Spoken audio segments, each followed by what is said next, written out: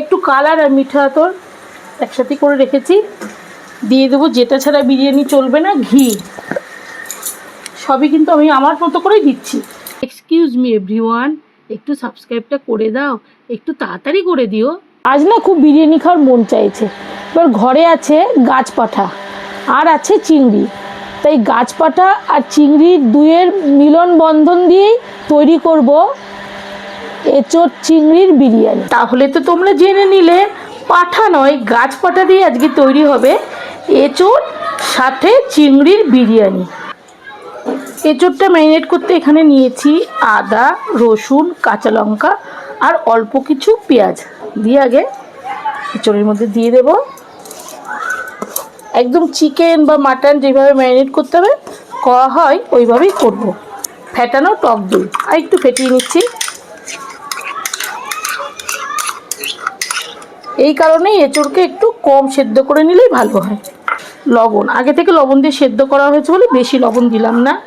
এই দেখো, জিরের গুঁড়ো, ধনের গুঁড়ো আর বিরিয়ানির মশলা ভেজে গুঁড়ো করে রাখা, এটা আমার ঘরেই গুঁড়ো করা থাকে। ঘি, সামান্য একটু ঘি দিয়ে সব কিছু দিয়ে ভালো করে মেখে নেব। চিংড়ির মধ্যে একটু লবণ মেখে নেব এইভাবে। হয়ে গেল।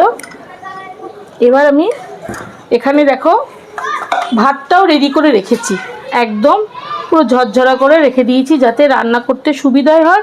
চলো প্রথমে এই যে এখানে কুচনো পেঁয়াজ আছে, কুচনো পেঁয়াজগুলোকে ভেজে নেব।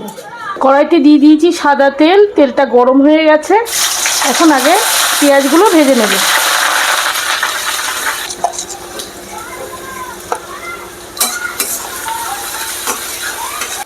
এবার বেরেস্তাগুলো তুলে নেব। এই দেখো এরকম রং করেছি, আস্তে আস্তে ঠান্ডা হলে রংটা কিন্তু ডিপ হয়ে যাবে, এটা তো তোমরা জানো। এইভাবে তুলে নিই সব কটা।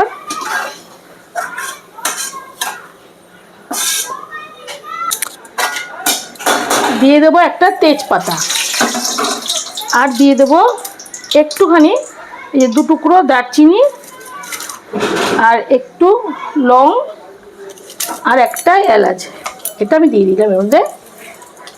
আর আগে থেকে এই যে পেঁয়াজ ভেজে রেখেছি সে ভাজা পেঁয়াজটাও দিয়ে দেবো। এবার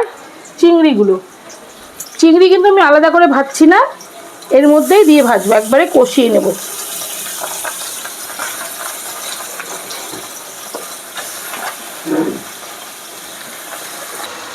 চিংড়িগুলোকে সুন্দর করে পেঁয়াজের সাথে একসাথে ভেজে নিয়েছি।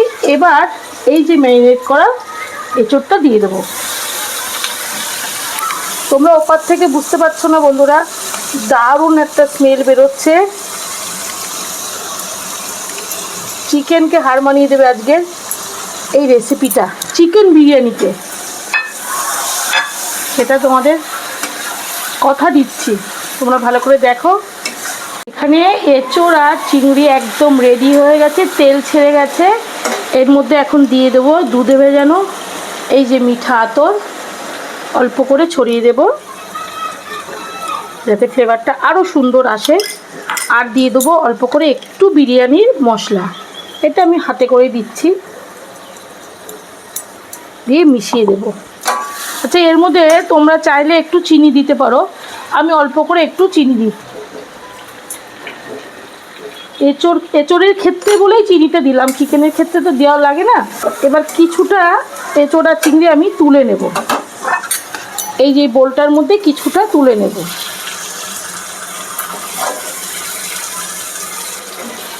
অর্ধেকটা মতো তুলে নিলাম। এবার এখানে কিছুটা রয়েছে, সাজানোটা সম্পূর্ণ তোমাদের উপর নির্ভর করছে। আমি ওপর থেকে দিয়ে দিচ্ছি হালকা করে এইভাবে। চালগুলো কিন্তু একদম ঝরঝরে হয়ে গেছে, আমি আমার মতো করেই সাজিয়ে দিচ্ছি এইভাবে। আর ফ্লেমটা কিন্তু বন্ধ করা যাবে না, আস্তে আস্তে করে হবে, নিবু নিবু করে। এই যে মশলাটা দিয়ে দেব, বিরিয়ানি মশলাটা, চিনি দিয়ে দেবো দুধে ভেজানো একটু কালার আর মিঠা আতর একসাথে করে রেখেছি ঘি। সবই কিন্তু আমি আমার মতো করেই দিচ্ছি, তোমরা তোমাদের মতো করেই করবে। বেরেস্তা আমি দুটো লেয়ারই করছি দুটো লেয়ারই। এইবার বাকি এঁচোড় আর চিংড়িটা দিয়ে দেবো ভালো করে, দিয়ে রাইসটা দিয়ে দেবো।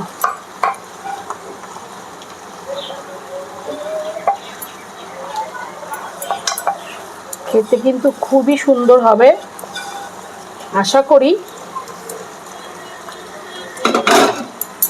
এইভাবে আর একটা জিনিস কিন্তু আমি দিতে ভুলে গেছি, তোমরা কি বলতে পারবে?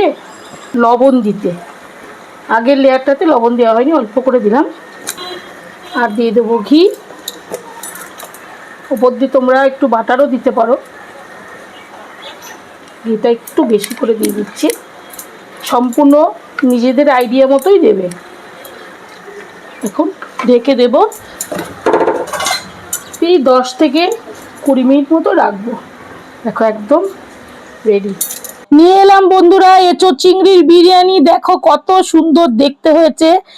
দেখো এঁচোড়কে দেখে মনে হচ্ছে না একদম চিকেন, সত্যি খুব সুন্দর হয়েছে।